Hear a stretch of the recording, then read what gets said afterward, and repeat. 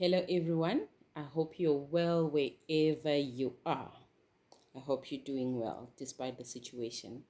So, after spending years living and working in South Africa, I've made the decision to return home to Zimbabwe, just like many migrants.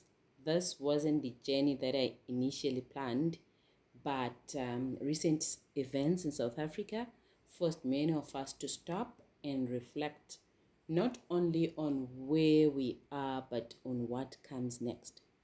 One thought that stayed with me is that emergencies eventually end, as we all know, but responsibility doesn't.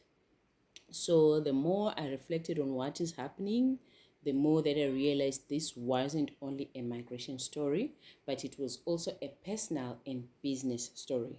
It was a story about preparedness, resilience, and sustainability. And that's what I'd like to talk to you about today, which is the link between the current crisis and sustainability. One thing that I've realized is that a crisis rarely creates problems. More often, it exposes problems that were already there. The same thing that happens in businesses when sales go down, when money becomes tight, when customers stop buying, or when unexpected things happen. A business doesn't suddenly become weak. There would be warning signs normally, and its systems many a times are simply being tested when such things happen. So that got me thinking as well about a word that I normally talk about to those who follow me.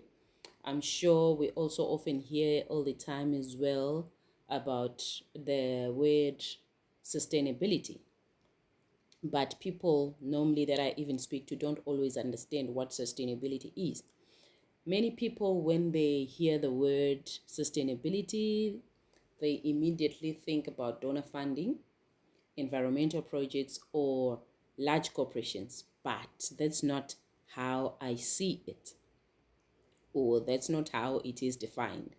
So to me, sustainability means building a business that can continue creating value tomorrow. And if you've already built one business already, sustainability means building or strengthening the systems behind your business so that the business can actually continue to grow, serving customers, supporting families, and adapting to change.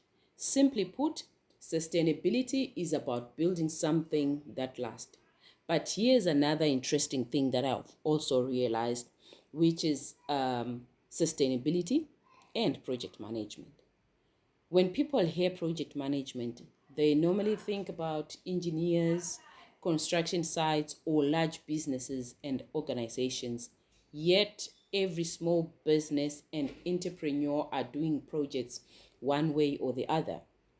Whether you're launching a product, or opening another shop, hiring employees, or introducing a new service, that means you are already running projects.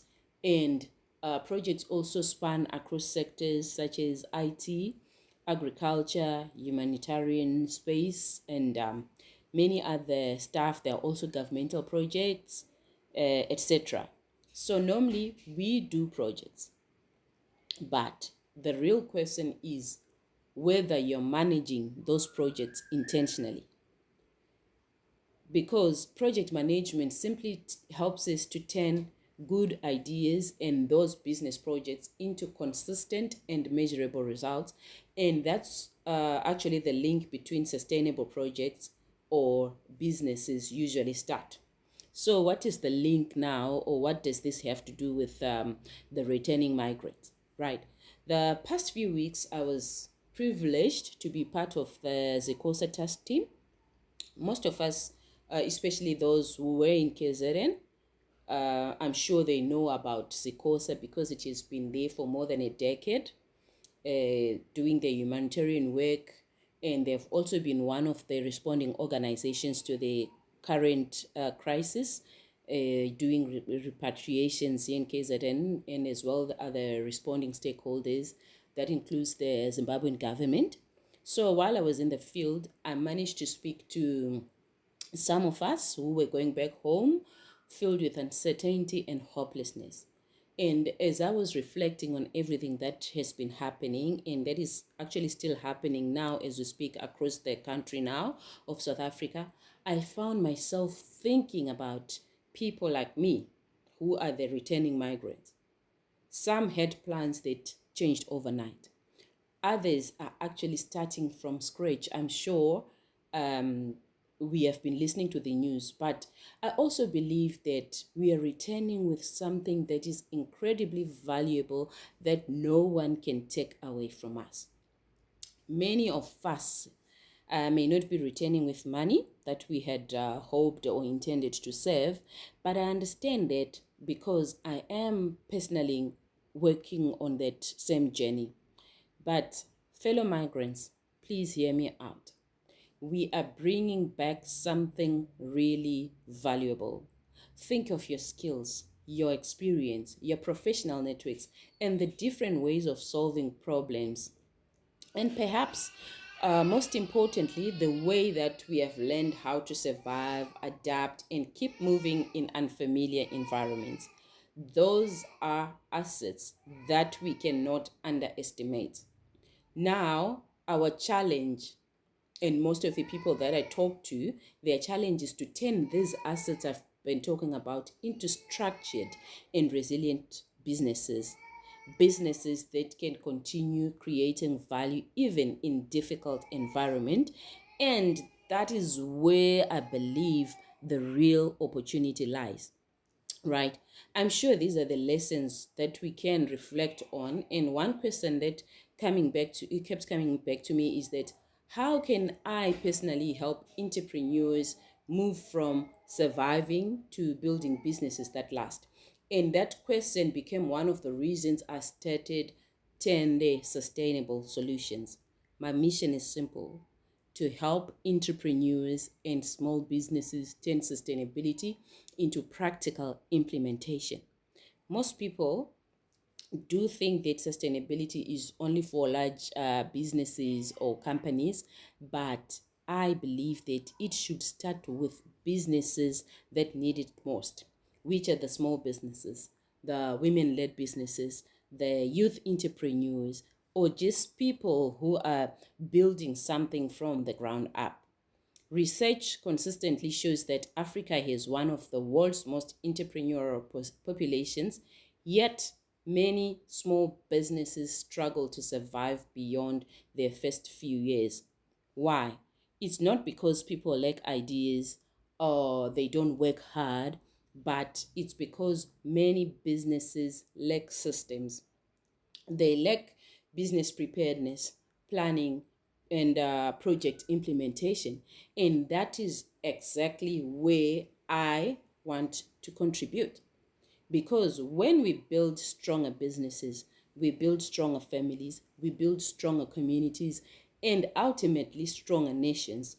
And that is the main reason why I am so passionate about building sustainable businesses from the ground up, because sustainability is not a business add-on, but rather a competitive advantage that has the power to elevate every project and business.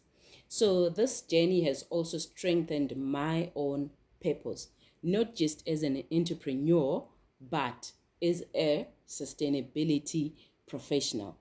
So, as a PMI certified sustainability project professional, which is CSPP, I've learned that sustainability is becoming the global standard for how projects and businesses create long term value. It does also align closely with the United Nations Sustainable Development Goals by encouraging organizations to create lasting social, environmental, and economic impact.